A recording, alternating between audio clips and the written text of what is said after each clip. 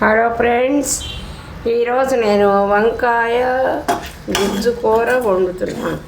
దానికి ముందుగా ధనియాలు, శనగపప్పు, జీలకర్ర, కొంచెం మెంతులు, ఎండుమిర్చి, పచ్చి కొబ్బరి వేసి జీడిపప్పు వేసి ఇలా కమ్మగా వేయించాలి.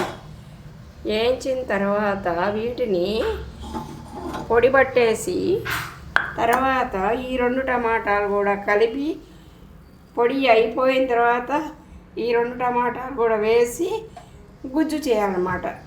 దాంట్లో కొద్దిగా లిటిల్ బిట్ శనగపిండి కలిపి మనము వంకాయ గుజ్జు కూర ఏ విధంగా చేసుకోవాలో మిక్సీ పెట్టి ఇది కలిపిన తర్వాత మీకు చూపిస్తాను. మణీశ్వరంలో చూసి మీరు కూడా నేర్చుకుని చెయ్యండి. అతను కామెంట్ చేయండి, షేర్ చేయండి, లైక్ చేయండి. ఓకే ఫ్రెండ్స్, ఇప్పుడైతే నేను ఇది మిక్సీ పడతాను. ఓకే, వంకాయలు ఏ రకంగా కూర్చుంది కూడా మీకు చూపిస్తాను. మిక్సీ పట్టినాక ఈ గుజ్జు ఇలా వచ్చింది కదా, దీనిలో కొంచెం సాల్ట్ కలపాలి. ముందుగా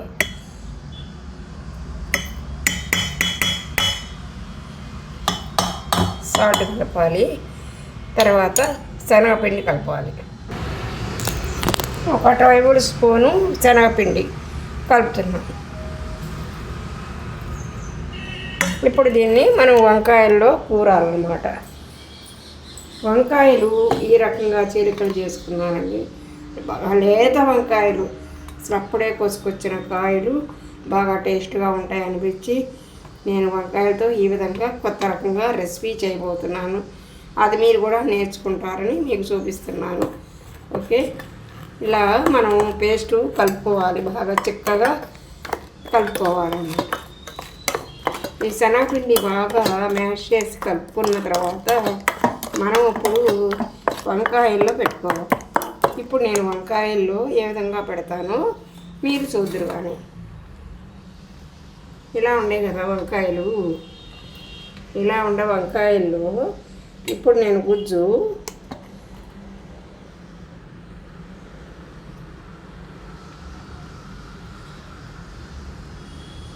అన్నిట్లో కోరుతాను అన్నమాట. ఇలా చూసారా ఏ విధంగా పెట్టాను వంకాయలు. ఇలా పెట్టేసి అన్ని కాయలు మనకి బాండీలో అలా పెట్టాలి. ఇప్పుడు అన్నీ పెట్టిన తర్వాత మళ్ళీ ఒకసారి చూపిస్తా. ఇప్పుడు చూడండి, అన్ని వంకాయల్లో నేను గుజ్జు ఆ రకంగా పోయి బాండీలో పెట్టాను. ఒక్కొక్కటి స్లోగా నిదానంగా టర్న్ చేసుకోవాలి, ఎందుకంటే ఆ గుజ్జు లోపల పడిపోద్ది కాబట్టి.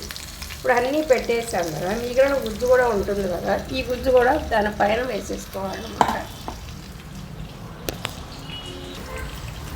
ఇప్పుడు మిగిలిన గుజ్జు కూడా వేసేస్తారని చెప్పాను కదా, ఇలా స్ప్రెడ్ చేసుకోవాలండి మిగిలిన గుజ్జు కూడా.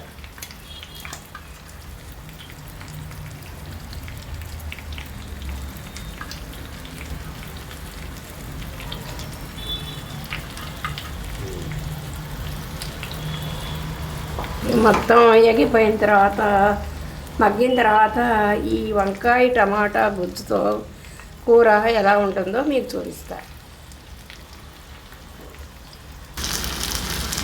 ఇవ్వండి, కూర మొత్తం మగ్గిపోయింది. వంకాయ చూసావ ఎలా ఉందో, మీకు ఎంత చక్కగా మగ్గిపోయిందో మెత్తగా. అలాగా అన్నీ మగ్గిపోయినాయండి. వాసన గుమ్మగుమ్మలాడుతుందండి. ఎందుకంటే ధనియాలు వేసాము, శనగపప్పు వేసాము, జీలకర్ర వేసాము, మినపప్పు వేసాము, ఈ కొబ్బరి వేసాము, జీడిపప్పు వేసాం. అన్నీ వేగిన అన్నీ సమ్మిళితమైన పొడి కదా ఇది, అందుకని గుమ్మగుమ్మలాడుతూ ఉంది. మీరు కూడా ఇలా చేసుకొని కూర చేసుకొని కూరగాయల రాజైన వంకాయ కూర తిని తరించండి.